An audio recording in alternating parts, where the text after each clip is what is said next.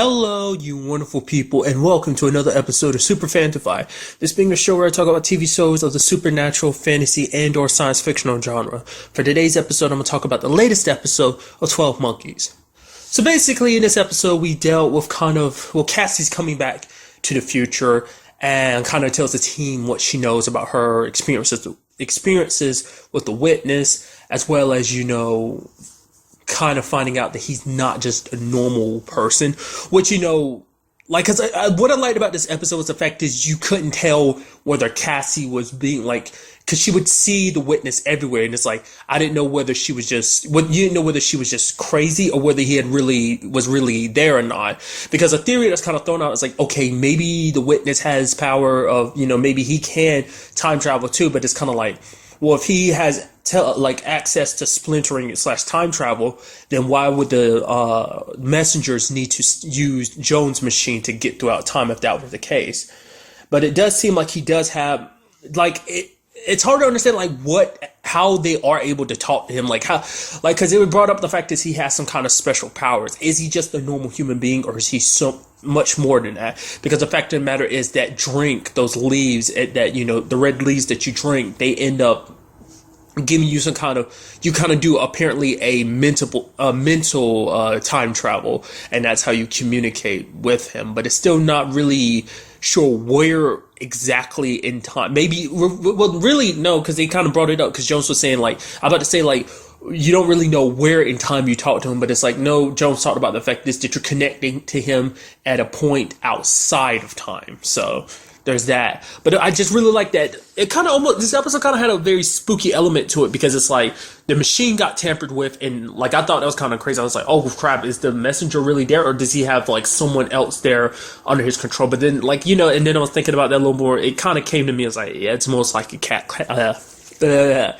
Cassie, she's under his control or something like that. Because I was wondering about that, what it seems like he's able to implant himself. In Jones' words specifically, it's he's a signal, but he's able to make someone a receiver, and he made Cassie his receiver, and he was able to speak through her.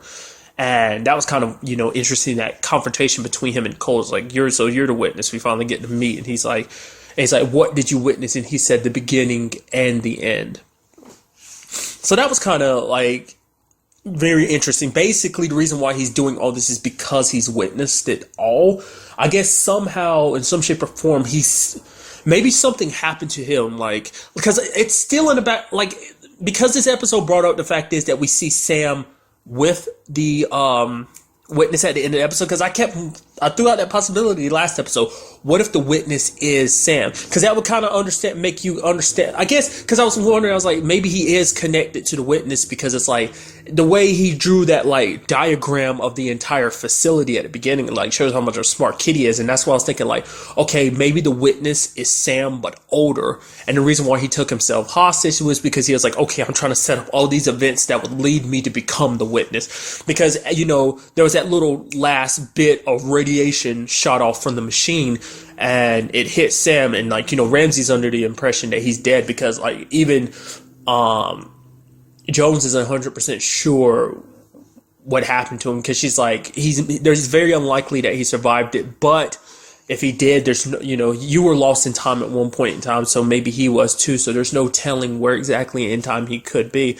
But that doesn't stop Ramsey from leaving at the end. But it was just, but his, because what I was saying is the reason I thought it was Sam, because of his vast knowledge of the place. And I was thinking his vast knowledge of, that facility will allow him to get to the machine and tamper it. But then I was all he had to do was get inside of Cassie's mind, which I want to know what that was, because we saw basically what looked like Cassie kind of locked within her own consciousness, locked in that house, or at least a room that was connected to the house that he builds, constantly is rebuilding and being destroyed all at once. Basically, she looked off in the distance. There's I don't know whether it's a city or something. You see the witness there, and it says something like Titan. So I'm guessing is that supposed to be kind of like a city that's built at the end of time. It's kind of like a sanctuary for everyone, once death has been removed from the picture. But it just I just can't shake the feeling that Sam might be the witness, because it's why would he particularly go to Sam at the end of the episode? Why even take him at gunpoint? Unless he was trying to set up events so that Sam does become the witness, because I feel like they're setting Ramsey up to be like, okay, like we kind of already settled how you want to do everything you could to protect your son, so you ended up helping push the virus along. Now it's like you find out your son is actually the witness, and you have to decide, like, are you willing to kill your son for the sake of all of humanity, to keep time from being destroyed? That's what I'm kind of deriving from that. So like all my money's on Sam now, just because the witness has taken such a special interest in it. I don't think it's Ramsey, because it's like Ramsey was kind of like, he already played his role. He was supposed to be the traveler, and he was supposed to do what he was supposed to, and then his cycle was supposed to end until Cole saved him. So it's like it can't be him, but I feel like it has to be Sam. I mean, maybe one of the reasons why, like, because we didn't actually see at the very end of the episode exactly what time period he landed in, because the numbers kept revolving back and forth. So there's like no telling where exactly he is. So maybe he was kind of brought to, like, the moment he ended up in those woods, I was like, Sam's going to end up at the beginning of the time. He's totally the freaking witness, but maybe I'm 100% wrong. But it'd be like, it's interesting to see like what his powers are. Like, is he just a normal person? Maybe, I think I was bringing this up, but I kind of got diverged from it. It's like, what if actually at some point he ends up splitting himself all across time, meaning he's seen everything, not just seeing the beginning and end. He saw the beginning and end because he exists everywhere in time. Maybe that's how he can know the things he knows. Maybe it's because he's lived and experienced everything, because his body went under some kind of transformation, being sent back in time, and he basically, either he kind of gained immortality like that, or he ate that, or he ages extremely slowly, or his body was just scattered across all the different points in time, or something like that. Maybe, maybe not. Something very interesting. Another interesting thing in this episode is that David finally isn't that his name? The doctor that has a thing for Jones. That we saw them they apparently hooked up. He finally wore her down, but I mean, obviously at the end of the episode, we see him kind of sacrificing himself, which I like.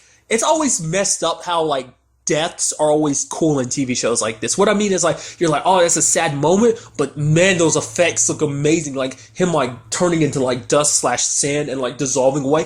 That looks so freaking badass. Like, lucky for me, I only saw part of the preview. I mean, obviously, but it's just like I saw the dissolving hand, so I didn't, it was out of context, obviously, because I turned away from it immediately. I doubt they would have shown who it was exactly, but I was like, oh, this is the moment when his hand started like doing that. I was like, you literally just hooked up with Jones. You just got her back. It's like, okay, you lost her to an alternate timeline, but now you finally, you're finally getting together. You finally broke her down. You finally won her heart. But then she was saying like, oh, I don't love you. But he's like, to be, this sacrificing himself was like a romantic gesture for a beautiful woman that he loved. And she's like, I don't love you. He's like, but you loved me at one point, and that can't be erased. It's just like, why do you have to be so smooth? Especially because I don't know the actor's name, I forgot, but he plays Gerard from Teen Wolf, and it's like he's just an asshole character in that, and then it's just to see him as like this sweet, loving guy in this show, it just breaks your heart. It's like,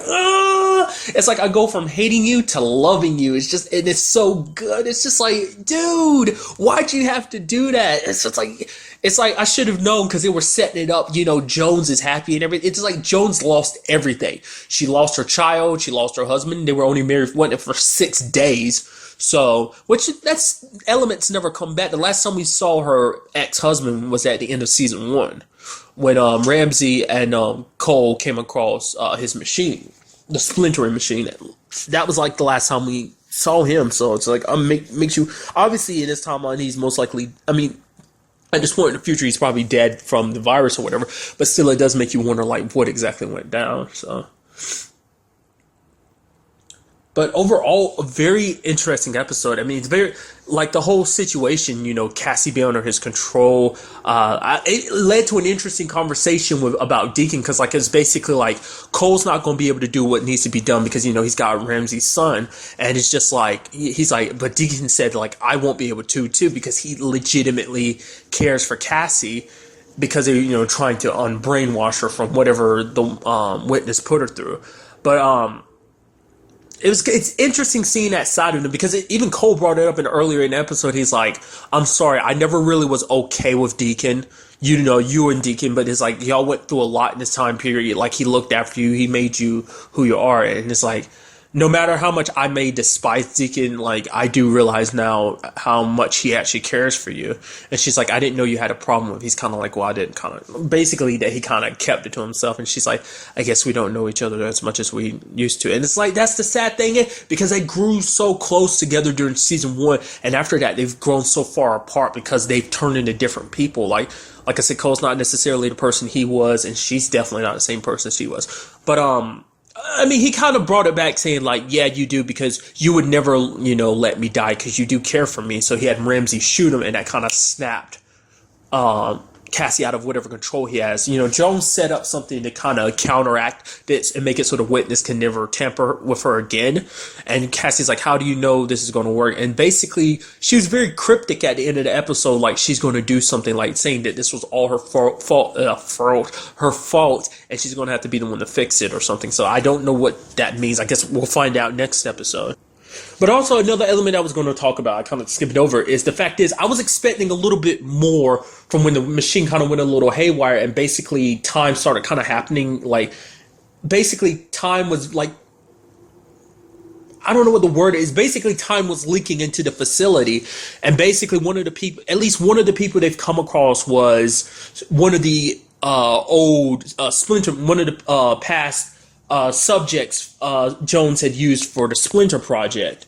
So that was kind of like, that was pretty messed up seeing like his guts were hanging out. It looked like part of his body was fused together like that. It was just like, man, because we saw pictures of what the splintering has did to people in the past, but this is our first time seeing it up close, like a live version of what it looked like. There was another guy that was crawling in a hall trying to like reach out for Cole, and Cole's like, I'm sorry, and shot him. I'm guessing he was another one maybe. The only other thing we saw were dolls. I was kind of expecting this to be the way they were setting it up, it seemed like it would have been like a little bit more of a horror-esque episode where you got all these people and things coming from different points in time invading this facility, which I was wondering about that beginning because we were like in 1959 on a military base or whatever. Apparently, Jones kind of brought it up. That's what the facility they're in now was originally like a military base or something. So that's why they ended up teleporting here into the present. But I was like, what does that have to do with anything in that beginning? But it kind of came back together. I did like the fact is that Deacon was trying to explain to those guys, like, okay, you guys may not believe it, but okay, this is that same, you time traveled, you're in the future, now let's just calmly talk about this. And I love the fact is we found out that David was a pacifist, and then because Deacon was about to hit him because he's like, no, I'm a pacifist. Deacon's like, are you shitting me? And then basically, I like what David did. He did an all-star move, like he got shot, and the Grey Name was like, he's like, oh crap, he threw it, and Deacon was like, you know, pretty good for oh man, I'll kick your ass, and it's just like, it shows you just how much of a brave badass he was. It kicks you in the heart so much more because it's like, dude, like, and there is no coming back from something like that. I mean, maybe there is, because I was hoping that when the machine got fixed and shut down, it's like, okay, we reversed everything. It's like, nope. Because, you know, some of the people were brought back to their original times once the machine was fixed, especially the soldiers. But it's like, nope, that didn't remedy David's situation. Like I said, it's shame because Jones had just started letting go. Like, she opened up her heart, you know, to him for the second time. You know, this is her opening up her heart to him the second time. But, I mean, for her, this is like the first time she's probably opened up her heart since her daughter, you know, so... But I don't know, like, it's crazy. I can't wait to see where we go from, like, finding out, like, what's going to happen next. I'm so curious, like, where this battle is going to continue next. But that's really all I want to talk about in this episode. Till the next time we meet, be happy, be safe, live life to the fullest and enjoy it. Good day and goodbye.